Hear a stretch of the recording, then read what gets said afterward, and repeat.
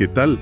Esta es una presentación de un cuaderno que tiene como autor a Blas Matamoro. Matamoro, bueno, nacido en Buenos Aires en 1942, un escritor, abogado, maestro, periodista, traductor, una figura bastante completa, ¿no? Sí, muy completo. Se recibió de abogado en la UBA en el 66 y, bueno, defendió presos políticos en una época complicada. Claro. Y su libro Olimpo fue prohibido en el 76. Eso lo llevó al exilio, a Madrid, donde vive desde entonces, ¿no? Exactamente. Allá dirigió Cuadernos Hispanoamericanos, una revista importante, y es un crítico literario y musical muy respetado. Ganó el Málaga de Ensayo, el de la Academia Argentina de Letras. Tiene su trayectoria. Y hoy continuamos nuestra exploración de la casa porteña, ese código manuable, como lo llama él, para intentar descifrar Buenos Aires. Esa ciudad que define como cierta pero desconocida. Una frase genial. Totalmente. Ya dejamos atrás la etapa colonial y ahora nos metemos de lleno en las transformaciones que, digamos, moldearon la metrópoli que conocemos hoy. Más o menos desde mediados del siglo XIX en adelante. Exacto. Es una etapa fundamental. La ciudad cambia de piel de una manera impresionante.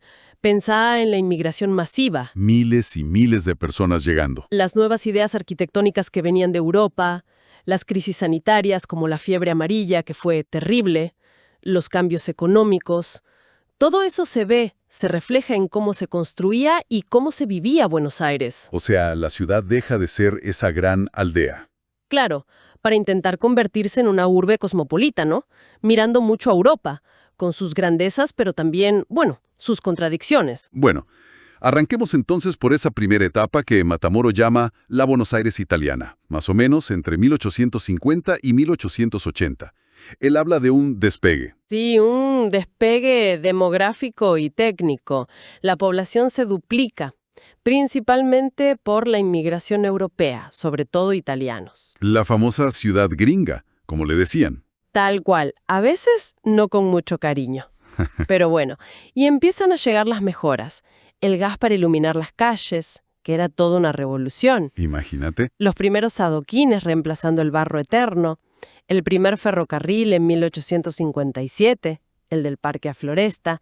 Eso fue un cambio brutal. Y los tranvías a caballo en el 69. Claro, y un detalle no menor. El eje de la ciudad empieza a moverse hacia el norte con el Puerto Nuevo, en 1871. El sur empieza a quedar un poco atrás. Pero todo este crecimiento tan rápido trajo problemas serios. La fiebre amarilla de 1870 fue un golpe durísimo. Un antes y un después, sin duda alguna. Mató a muchísima gente, cerca del 10% de la población. Especialmente en el sur, la zona más vieja. Y dejó en evidencia lo que Matamoro llama la incultura urbana, ¿no? Exacto. La basura, la falta de cloacas, de agua corriente, un desastre sanitario. La epidemia obligó a actuar, Se empezaron las obras de aguas corrientes en el 71. Y provocó un éxodo también. Claro, las familias más ricas se fueron rajando del sur, que quedó asociado a la enfermedad, y buscaron terrenos más altos y ventilados en el norte. Ahí nace el prestigio del Barrio Norte. Y mientras pasaba todo esto, figuras como Sarmiento insistían en modernizar, en copiar Europa. Sí, la idea era europeizar. Y la ciudad se italianiza muchísimo en su arquitectura. Predomina la bañera, ese estilo académico basado en el Renacimiento italiano. ¿Y eso por qué se da tan fuerte? Por dos cosas. Principalmente, la formación de los arquitectos locales que seguían esos modelos europeos. Y, fundamental, la mano de obra. Llegaron miles de albañiles, yeseros, estucadores italianos que traían ese oficio, ese lenguaje ornamental. Y es la época en que se define un tipo de casa muy, muy porteña, la famosa casa chorizo. Exacto. Busiazón, un gran historiador, dijo que era exactamente la casa pompeyana partida por la mitad. Genial la descripción. Es verdad, esa casa larga, angosta, en lote profundo, con las piezas una atrás de la otra, dando a un patio lateral. Eso mismo. Y el albañil italiano es el que empieza a decorar esas fachadas que antes eran más bien peladas. Les pone cornisas, molduras en puertas y ventanas, frontis, guirnaldas, rosetones, Las rejas también se vuelven más elaboradas. mucho más. Y empiezan a aparecer algunas caritas, medallones, figuras humanas tímidas. El Museo Etnográfico en Moreno 350 es un buen ejemplo de esa época. O si miramos la foto de Casas Chorizo en Suipacha 50, se ve perfecto ese estilo alargado con la decoración al frente. También surgen los primeros clubes sociales importantes, ¿no? El Progreso, el Plata. La vida social empieza a salir un poco de la casa. Sí, y aparecen los primeros palacios como el de Mariano Miró y Felisa Dorrego, que ya empiezan a mostrar una opulencia que va a explotar después. Ya mezclan lo italiano con lo francés que se venía. Y eso nos deja justo en la puerta de la Belle Époque, ¿no? Más o menos 1880 a 1920. Exactamente. Ahí Buenos Aires ya se siente una gran ciudad internacional. La población se multiplica por 5. Imagínate el cambio, una locura demográfica. Y es la era de las grandes obras que todavía hoy definen la ciudad. Puerto Madero, por ejemplo. Un proyecto gigantesco para la época. Y la Avenida de Mayo, inaugurada en 1889, pensada como nuestro bulevar parisino. Tenemos una foto en Avenida de Mayo y San José que muestra un poco ese aire, ¿no? Con esos edificios con cúpulas, detalles Art Nouveau. Tal cual. Llega el asfalto, la luz eléctrica le gana al gas, se traza la diagonal norte y hasta tenemos el primer subte de América Latina en 1913. Torcuato de Alvear, el intendente, es clave en todo esto. Pero es sobre todo la época de la oligarquía terrateniente. Sin duda, las familias dueñas de la tierra, enriquecidas por la exportación de carne y granos. Y Matamoros es muy agudo cuando habla de su monstruosa capacidad de gasto suntuario. El modelo era París. Copiaban todo de París. Todo. La ropa, las costumbres y, por supuesto, la arquitectura. Construyen lo que Matamoro llama, con bastante ironía, castillos anacrónicos. Querían como inventarse una nobleza, una historia que no tenían, a través de los edificios. Y el estilo que se impone es el francés. El Petit Château, el Gran Hotel Particulier. Claro, inspirado en los Luises franceses. Si miramos el plano de la planta baja del Hotel Errázuriz, que hoy es el Museo de Arte Decorativo, se ve perfecto. El gran hall, el salón de baile regencia, el comedor de honor, el jardín de invierno, todo pensado para la vida social, para mostrarse. La Avenida Alvear era el centro de todo eso. La Gran Vidriera. Ahí estaban los palacios más impresionantes. El Palacio Anchorena, que hoy es la Cancillería, el Gran Hotel. Palacio Anchorena, edificio de la Cancillería, da una idea de la escala, o el Palacio Paz, que es el círculo militar. Interiores superlujosos, me imagino. Un derroche. Maderas traídas de Europa, mármoles, bronces, muebles carísimos, obras de arte. Y la vida social era un ritual súper estricto. Las comidas, la etiqueta, la ropa, todo codificado. El Jockey Club era el símbolo de ese mundo exclusivo. Y viajar a Europa, a París sobre todo, era casi obligatorio. Y esta concentración de riqueza también define el mapa de la ciudad. El barrio norte se consolida. Totalmente. Como la zona residencial top.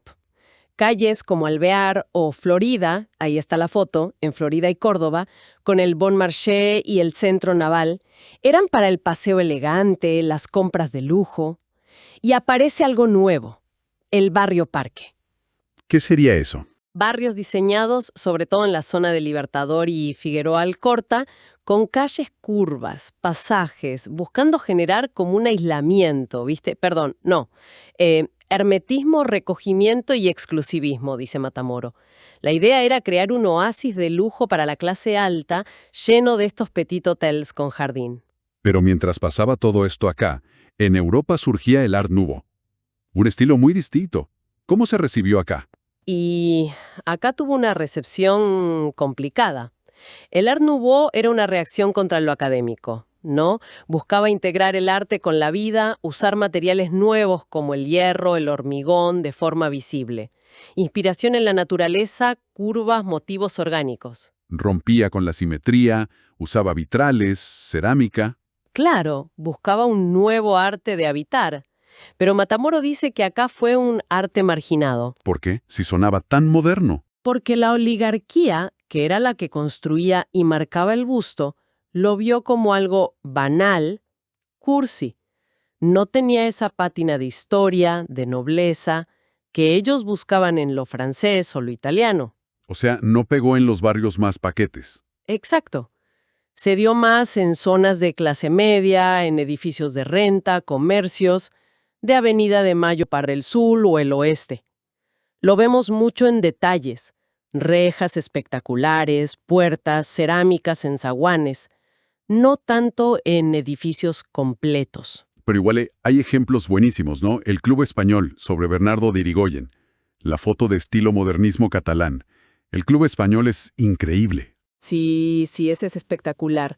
Y la famosa Casa de los Lirios en Rivadavia al 2000, con esa fachada ondulante, la foto la muestra bien. Y hubo arquitectos como Julián Jaime García Núñez, que vino de Barcelona.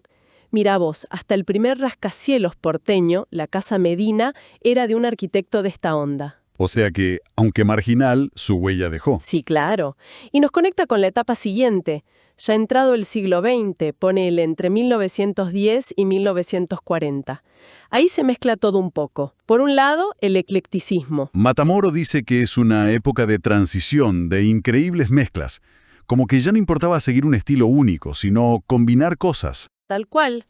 Una actitud más libre, más pragmática. Agarraban elementos del Renacimiento, del Barroco, del Neoclásico y los combinaban en edificios grandes. Oficinas, bancos, tiendas.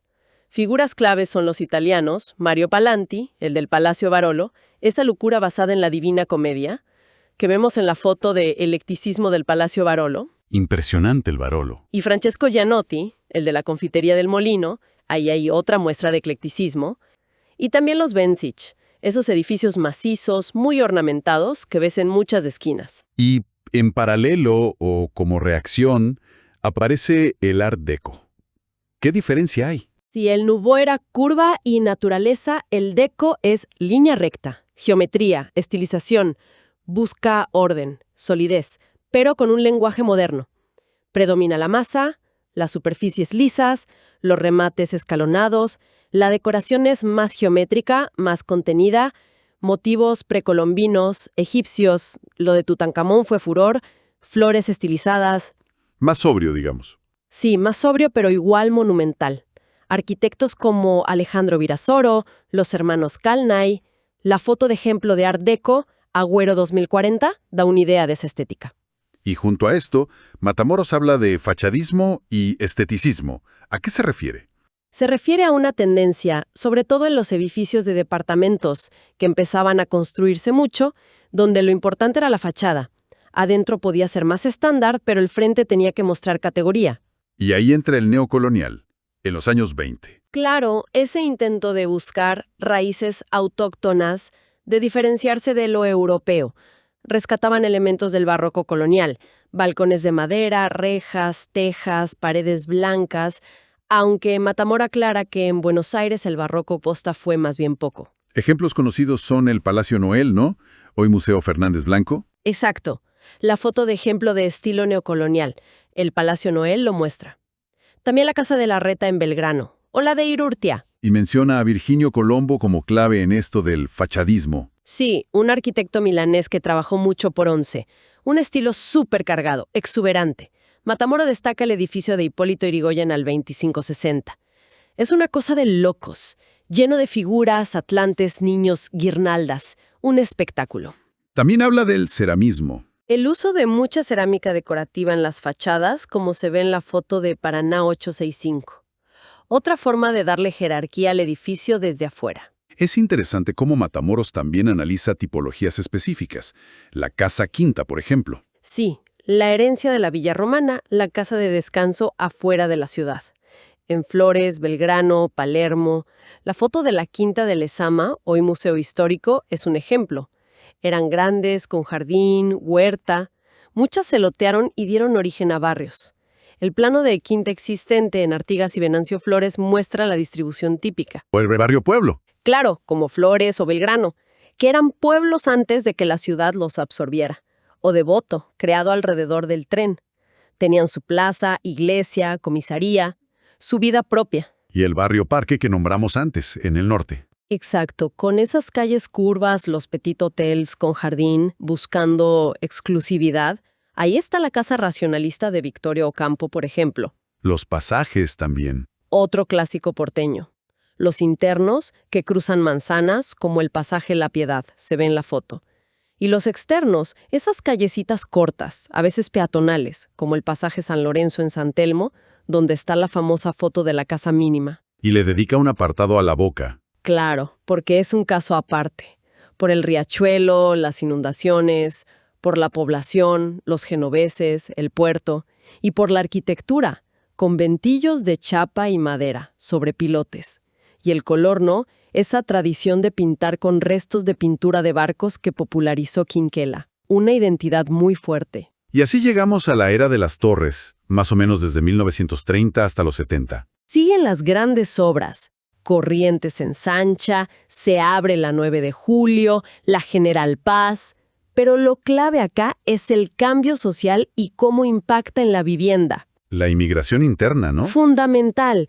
Gente de las provincias que viene a la industria. Se necesita vivienda popular, primero con la Comisión de Casas Baratas, el Hogar Obrero. Y después, masivamente con el peronismo.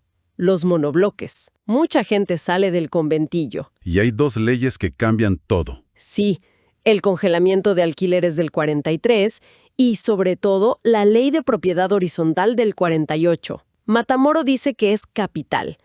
Permitió vender los departamentos por separado, facilitó muchísimo el acceso a la vivienda propia para la clase media y trabajadora. ¿Y qué estilo arquitectónico domina acá? El racionalismo. La influencia de Le Corbusier, que vino en el 29, y de la Bauhaus es total. Funcionalidad, simpleza, sin adornos, estructura a la vista. El Cábana es el gran icono de eso, ¿no? El primero y, para Matamoros, la silueta de rascacielos mejor lograda, inaugurado en el 35. Después lo pasó en altura el Alas, que vemos en la foto, edificio Alas. Otro ejemplo es la Casa del Arbolito de Bonet, en Virrey del Pino con el árbol en el medio. Hay una foto también. Y después del racionalismo. Viene el funcionalismo, con esas fachadas vidriadas tipo curtain wall. El edificio Olivetti en Suipacha, la foto, edificio Olivetti lo muestra, o el Fiat Concorde. Y el brutalismo, que deja el hormigón a la vista, muestra las tripas del edificio, digamos. Clorindo Testa es el gran nombre acá. Y todo esto lleva al circuito de las torres. Exacto. Esa nueva concentración de edificios altos en Belgrano, Palermo, la versión vertical del barrio rico. Torres con jardín, pileta, gimnasio, seguridad. La exclusividad puertas adentro. El departamento se vuelve la norma, aunque muy segmentado por clases. La torre de la calle Dorrego, la del Eternauta, que está en una foto, es un símbolo de eso. ¡Qué recorrido, eh! Casi un siglo de cambios. Vimos cómo cada estilo reflejó su época, las ideas, las crisis, y cómo la arquitectura también fue cambiando la forma de vivir en Buenos Aires. Sí, un viaje fascinante el que propone Matamoro. Y cierra con una crítica, ¿no? A ese urbanismo de los 70 que él veía como irracional. Esa manía de demoler lo viejo porque solo es prestigioso lo flamante. Algo que lamentablemente sigue pasando mucho. Mientras sigue faltando vivienda para muchísima gente. Tal cual. Te deja pensando, ¿cómo hace una ciudad como Buenos Aires para equilibrar el crecimiento, la modernización, con cuidar su historia, su memoria?